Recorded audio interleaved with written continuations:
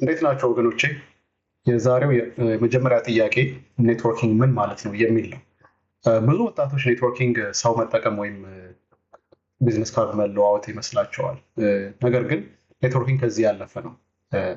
ኔትወርኪንግ ማለት ዋናው ዓላማው ግንኙነት መገንባት ማለት ነው። ጤናማ የሆነ የቢዝነስ ግንኙነት መገንባት ማለት ነው። ያም ማለት ደግሞ እውነተኛ ረዘም ያለ ጊዜ እና ታማኝ የሆነ ግንኙነት መፍጠር ማለት ነው። ሰዎችን ለመጠቀም ሳይሆን በእውነት ለመማማር ነው። ምክንያቱም አንድ ሰው ኔትወርክ ሲያደርግ ከተለያዩ ሰዎች ጋር ከኩያው ጋር ሊሆን ይችላል፣ ፕሮፌሽናል ማለት ነው። ወይም ደግሞ ከሱ ከፍ ያለ ሰው ጋር ሊሆን ይችላል፣ ከሱ ዝቅ ያለም ሰው ጋር ሊሆን ይችላል። ሁሉም ኔትወርክ በጣም ወሳኝ ነው። ምክንያቱም ዛሬ አንተ ለምሳሌ ከፍ ያለ ቦታ ላይ ሆነ ከሌላ ሰው ዝቅ ካለ ሰው ጋር ኔትወርክ ብታረግ ጥቅሙ መቼ ለሌላ ጊዜ አንተ የረዳው ሰው በሚቀጥለው እንዴት ሊጠቅም እንደምትችል አታውቀውም። እንደዛው ደግሞ ዝቅ ያለ ሰው ዛሬ ዝቅ ብሎ የነበረ ዝቅ ያለ ቦታ ላይ የነበረ ሰው ካለ ቦታ ላይ ካለ ሰው ጋር ኔትወርኪንግ ፈጥሮ እና ግንኙነት አድርጎ አንድ ጥቅም ቢያገኝበት ከጥቂት ጊዜ በኋላ ደግሞ ያንን ሰው በሌላ መንገድ ሊረዳው ይችላል። እንደዚህ አይነት ግንኙነቶች አሉ። ስለዚህ ኔትወርኪንግ በጣም ወሳኝ ነገር ነው በስራ ዓለም ላይ። አንደኛ ሰው ማወቅ ጥሩ ነው፣ እዛው መስሪያ ቤት ውስጥ ካለው ሰው ውጪ ማለት ነው። ወይም ደግሞ ስራ ከሌለን ራሱ ለስራ ፍለጋ በጣም ወሳኝ ነገር ነው።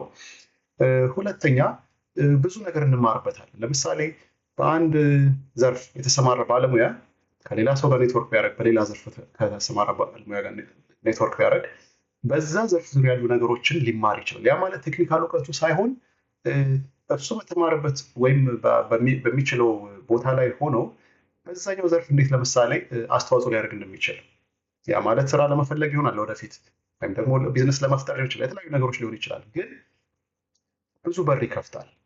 ስለዚህ መማማር ማለት ከዛ አኳያ ነው። ከኔትወርክ ወይም ከኔትወርክሽ ማንነታቸውን፣ ስራቸውን፣ ባክግራውንዳቸውን ብቻ ሳይሆን ሰፋ ያለ ኢንዱስትሪዎች ዙሪያ ለምሳሌ አንድ ሰው ከሪል ስቴት ከሆነ የመጣው ኔትወርክ የሚያደርገው ግን ከአካውንቲንግ ውስጥ ካለ ሰው ጋር ቢሆን ስቲል ይማራል። አካውንቲንግ ውስጥ ያለው እንደዛው ስለ ሪል ስቴት የተለያዩ ነገር ሊማርበት ይችላል። ትልቁ ዓላማው መማማር ነው። ከዛ ባለፈ ዋናው ደግሞ ሌላው ሁሉም የሚፈልገው ምንድን ነው?